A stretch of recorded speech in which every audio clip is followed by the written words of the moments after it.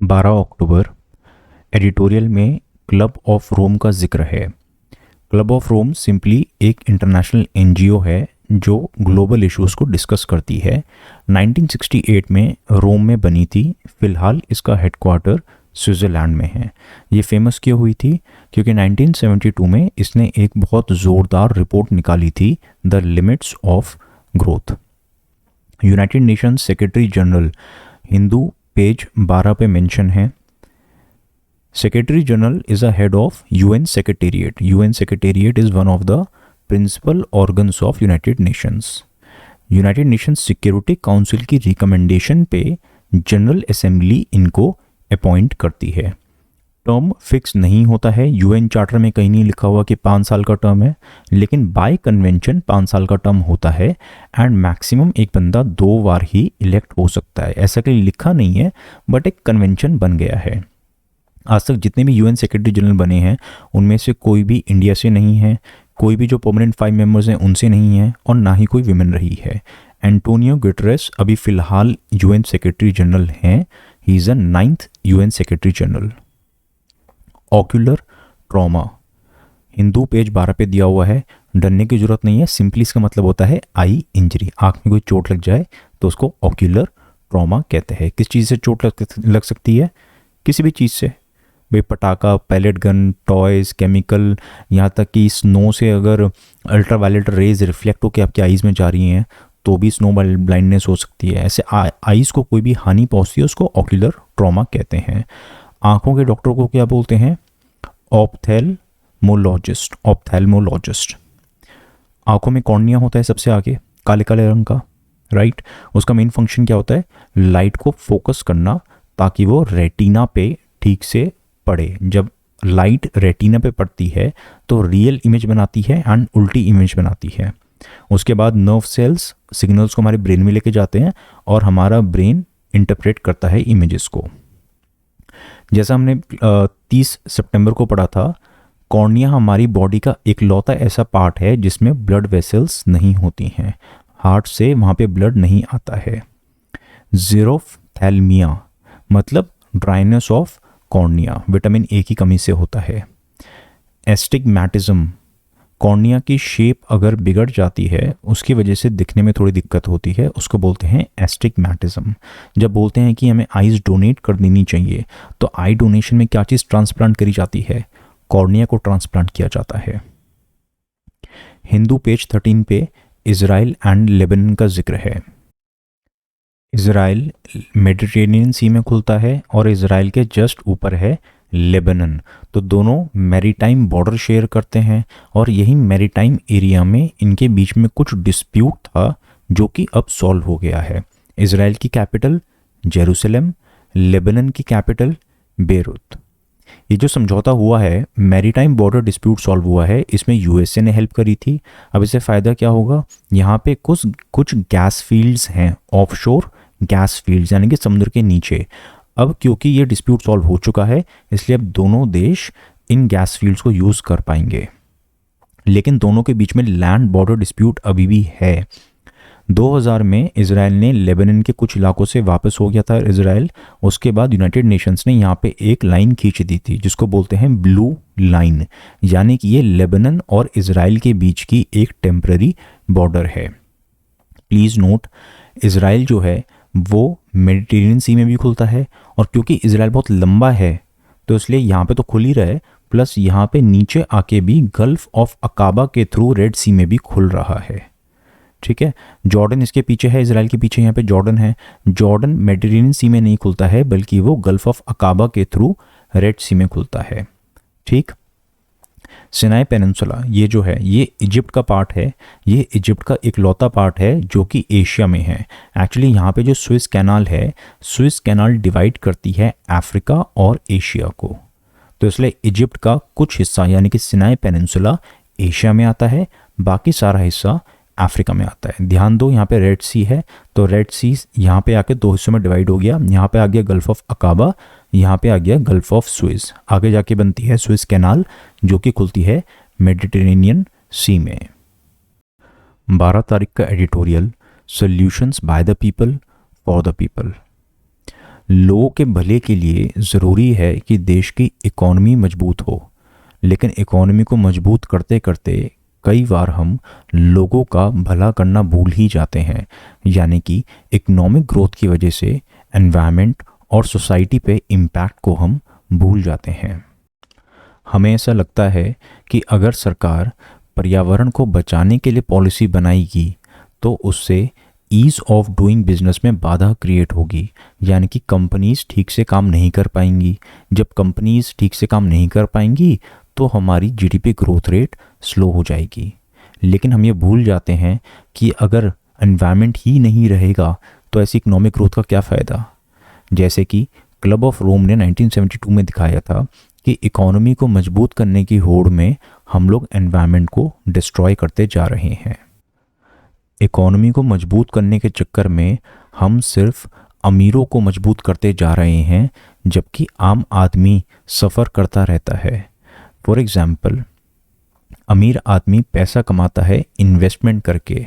अगर उसको इन्वेस्टमेंट में कोई लॉस हो जाए तो कोई उसको पर्सनल लॉस नहीं हो रहा है, वो सिर्फ एक फाइनेंशियल लॉस है। लेकिन एक आम आदमी कड़ी मेहनत करके पैसा कमाता है, उसको अगर लॉस होता है, अगर इन्फ्लेशन होता है तो उसकी मेहनत बेकार जा रही है, उसको और ज़्यादा मेहनत करनी पड़ेगी। अगर किसी बड़े इंसान ने किसी स्टार्टअप में इन्वेस्ट किया है और स्टार्टअप नहीं चल पाई तो उसको सिर्फ मॉनेटरी लॉस है। लेकिन आम आदमी जो उसमें काम कर रहे थे, उनकी लिमिटेड सैलरी थी, इन्फ्लेशन की वजह से उनका घर का पूरा बजट बिगड़ जाता है। सरकार बड़ी आसानी से बड़ी बड़ी कंपनीज के लोन माफ़ कर देती है, लेकिन इकोनॉमिक हालत कैसी भी हो, छोटे आदमी जो लोन वापस नहीं कर पाते हैं उनके पीछे रिकवरी एजेंट्स पड़े रहते हैं। ऐसे रिकवरी एजेंट्स कभी किसी अमीर आदमी या बड़ी कंपनीज के पीछे नहीं पड़ते हैं, क्योंकि उनके एनपीएस बैंक्स राइट ऑफ कर देते हैं। इंडस्ट्रीज़ को अट्रैक्ट करने के लिए गवर्नमेंट बहुत सारे इंसेंटिव्स देती है, सब्सिडीज़ देती है बड़ी बड़ी कंपनीज़ को, तो इसको हम बहुत सेलिब्रेट करते हैं, वाह क्या बात है। लेकिन जब यही फ्रीबीज़ सरकार आम आदमी को देती है तो हम ये कहते हैं कि इससे सरकार पे अतिरिक्त बोझ बढ़ेगा। सरकार को लोगों को फ्री की चीज़ें नहीं देनी चाहिए। फ्री की चीज़ें इंडस्ट्री को हम सपोर्ट करते हैं, लेकिन आम आदमी को सपोर्ट नहीं करते हैं। तो हमें क्या करना चाहिए? हमें होल सिस्टम अप्रोच अपनानी चाहिए, यानी कि सिर्फ इकोनॉमी ही नहीं बल्कि इकोनॉमी के साथ एनवायरनमेंट और सोसाइटी पे भी पूरा ध्यान देना चाहिए। क्या इन चीज़ों को साथ में एक साथ लेके तरक्की की जा सकती है? हाँ बिल्कुल, 3P अप्रोच के थ्रू, यानी कि पीपल, प्लैनेट, प्रॉफिट। कुछ सुझाव दिए गए हैं, जैसे हमें सबसे पहले पॉवर्टी को ख़त्म करना चाहिए, इन इक्वालिटी को कम से कम करना चाहिए, वेमेन को एम्पावर करना चाहिए, एग्रीकल्चर करना ज़रूरी है लेकिन सस्टेनेबल एग्रीकल्चर करना चाहिए, एंड क्लीन एनर्जी को अपनाना चाहिए। कंक्लूजन ये है कि हमें 3P अप्रोच को अपनाते हुए पीपल, प्लैनेट, प्रॉफिट, यानी कि सोसाइटी, एनवायरनमेंट और कॉरपोरेट प्रॉफिट, तीनों पे फोकस करना चाहिए। जब भी हम इकोनॉमिक ग्रोथ को एस्टिमेट करते हैं कि कोई कंट्री कितनी ग्रो हुई, तो हमें ये भी देखना चाहिए कि वो ग्रोथ किस कॉस्ट पे आई है। उस ग्रोथ को पाने के लिए उस कंट्री ने कितना एनवायरनमेंट या सोसाइटी का नुकसान किया है। सेबी ने रिसेंटली कुछ गाइडलाइंस लाए थे, जैसे कि business reporting and sustainability reporting guidelines. ये बिल्कुल सही है। इसके तहत बड़ी कंपनीज को बताना होगा कि उनकी एक्टिविटी से एनवायरनमेंट और सोसाइटी पे क्या इम्पैक्ट हुआ है। मेंस 2020 की क्लास 21 के पेज नंबर 9 पे इन इक्वालिटी एंड इंक्लूसिव ग्रोथ हमने डिस्कस किया था। और अगर आपको ESG रिपोर्टिंग और सोशल स्टॉक एक्सचेंज पढ़ना हो तो आप यहाँ पे इस PDF पे क्लिक करो, उसके पेज नंबर 48 पे ये चीज़ें डिस्कस्ड हैं। दूसरा एडिटोरियल सुसाइड पे है। Blaming technology for deaths bye suicide is misguided. अक्सर हम टेक्नोलॉजी को ब्लेम करते हैं कि टेक्नोलॉजी की वजह से सुसाइड्स बढ़ रही हैं।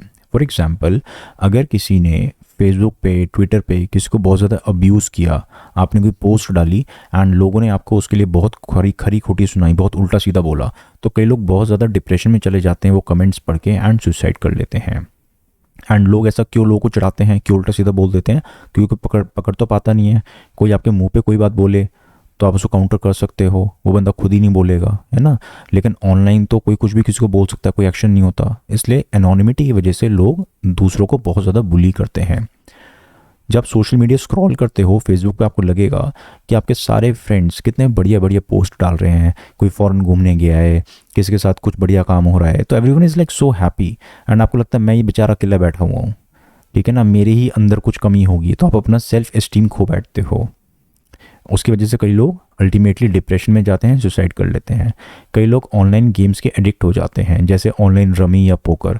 पैसे भी डूबते हैं, टाइम भी डूबता है, एंड जब बहुत ज़्यादा टाइम और पैसे डूब जाता है तो कई लोग सुसाइड कर लेते हैं। लेकिन टेक्नोलॉजी को इन सब चीज़ों के लिए ब्लेम करना टोटली गलत है। क्यों?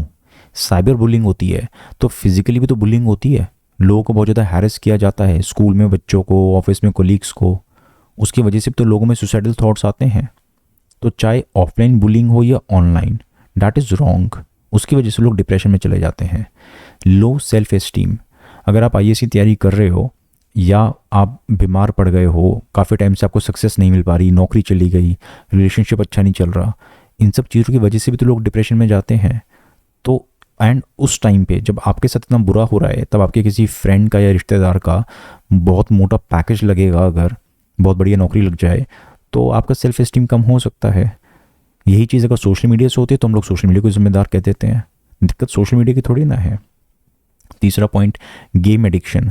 तो एडिक्शन तो सारे ही खतरनाक होते हैं, चाहे वो जुआ खेलने का एडिक्शन हो, ड्रिंकिंग का हो, या बहुत ज़्यादा एक्सरसाइज करने का हो। किसी भी चीज़ के आप एडिक्ट हो जाते हो तो it can lead to death also. तो आप सिर्फ रमी या पोकर को ही क्यों ब्लेम कर रहे हो? सरकार, तमिलनाडु सरकार कह रही है कि सुसाइड्स को कंट्रोल करने के लिए हम ऑनलाइन रमी और पोकर को बैन कर देंगे। बट ये चीज़ गलत है। हमें समझना चाहिए कि टेक्नोलॉजी की गलती नहीं है यहाँ पे। टेक्नोलॉजी ना तो जिम्मेदार है सुसाइड्स के लिए, ना कोई जादू की छड़ी है जो सुसाइड्स को रोक सकता है। ये तो सिर्फ एक माध्यम है, राइट। सरकार को रादर इनको बैन करने से बेटर है कि सरकार को लोगों की मेंटल हेल्थ पे फोकस करना चाहिए। नेशनल क्राइम रिकॉर्ड ब्यूरो के हिसाब से पिछले साल इंडिया में 1.64 लाख सुसाइड्स हुई थी। उनमें से 2/3 का रीज़न क्या था? टेक्नोलॉजी नहीं था, सोशल मीडिया नहीं था, बल्कि फैमिली प्रॉब्लम, बीमारी, सब्सटेंस अब्यूज़ यानी कि ड्रग्स, लव रिलेटेड इश्यूज़, ये रीजंस थे।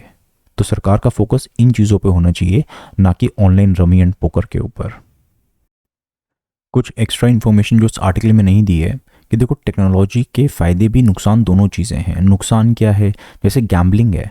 अगर आपसे बोला जाए कि अपने घर के आसपास देखो गैम्बलिंग कहाँ पे होती है, जाके करो, आप कर पाओगे? नहीं, बहुत मुश्किल है। लेकिन अगर मोबाइल से गैम्बलिंग करनी हो तो बहुत आसान है। तो यानी कि टेक्नोलॉजी ने गैम्बलिंग करने को और आसान बना दिया है। अगर कोई आपकी प्राइवेट पिक्स लीक कर दे, अगर सोशल मीडिया नहीं होती तो किसी को पता भी नहीं चलता कि आपकी प्राइवेट पिक्स किसके पास है, राइट। लेकिन सोशल मीडिया के होने की वजह से चीज़ें बहुत जल्दी वायरल हो जाती हैं। लोग फिर डिप्रेशन में आ जाते हैं देख के, क्योंकि private pics online social media पे वायरल हो रही हैं। लोग फेक वीडियोज़ बना देते हैं। ये सब टेक्नोलॉजी की वजह से ही तो हो रहा है। टीनेजर्स, छोटे छोटे बच्चे आजकल ब्लू व्हेल चैलेंज जैसे गेम्स खेल के सुसाइड कर लेते हैं। 2018 में ये काफ़ी इनफेमस था ये वाला गेम। तो यानी कि टेक्नोलॉजी डायरेक्टली तो नहीं, बल्कि ये हेल्प करती है सुसाइड जैसी खतरनाक चीज़ों में। लेकिन टेक्नोलॉजी फ़ायदा भी दे सकती है। फॉर एग्जांपल, अगर आप स्ट्रेस में हो तो आप ऑनलाइन गेम्स खेल के, ऑनलाइन म्यूज़िक सुन के, या दोस्तों के साथ, फैमिली के साथ वीडियो कॉल करके अपना दुख शेयर कर सकते हो। आपका स्ट्रेस कम हो जाएगा। या आप मेंटल हेल्थ के लिए या सुसाइड प्रिवेंशन हेल्पलाइंस पे कॉल कर सकते हो कभी भी, है ना, 24/7, जैसे टेलीमानस गवर्नमेंट का नया इनिशिएटिव है। सुसाइड्स और मेंटल हेल्थ हमने क्लास नंबर 33 में देखा था। एग्ज़ाम में नंबर पढ़ने के नहीं मिलते हैं, लिखने के मिलते हैं। इसलिए रोज़ लिखो अपने आप, चाहे कम लिखो, बेकार लिखो, लेकिन लिखो ज़रूर। एडिटोरियल खुद अपने आप पढ़ो, उसके बाद उसकी समरी छोटी सी खुद लिखो। अगर दिक्कत हो रही है तो पहले ये वाली वीडियो देख लिया करो, उसके बाद लिखो, लेकिन लिखो ज़रूर। Don't stop writing.